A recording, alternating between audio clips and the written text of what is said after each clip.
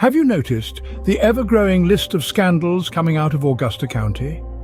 In addition to a series of scandals involving the resignation of Augusta County Supervisor Steve Morelli, the county is home to a dramatic tale of brotherhood and justice, starring Ronald William Smith and his twin, Sheriff Donald Smith.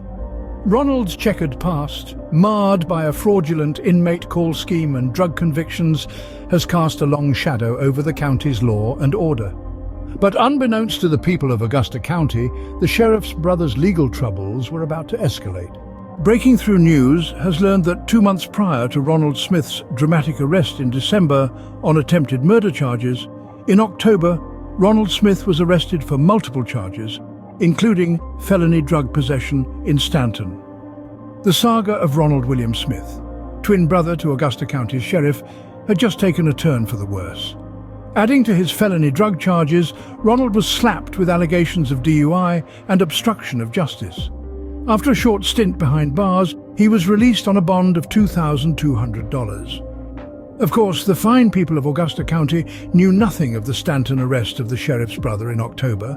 Perhaps that is why the chase and arrest in December shocked so many in the community. A high-speed chase, a fugitive on the run, and at the helm of it all was none other than the sheriff himself. The fugitive, his twin brother. The storyline seemed fit for an episode of the TV show Dukes of Hazzard, not what one would expect from a professional law enforcement agency. Donald Smith, pursuing his own twin brother in a chase that shook the community to its core, is a problem for sure. But it turns out the chase snaked through the city of Staunton, and according to the Staunton Police Department, the Augusta County Sheriff failed to ever notify them of the chase. This event has sparked a heated debate about ethics in law enforcement. It is clear that the sheriff of Augusta County engaged his brother in a high-speed chase, which crossed through Staunton without notifying the city, which he knew had just 2 months prior, released his brother on bond. The December chase revealed a concerning paradox in Augusta County's law enforcement.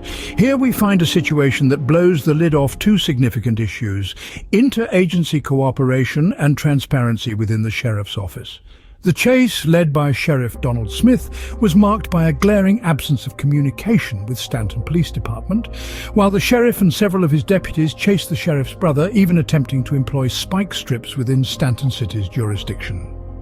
Meanwhile, the Augusta County Sheriff's Office never notified Staunton of the chase.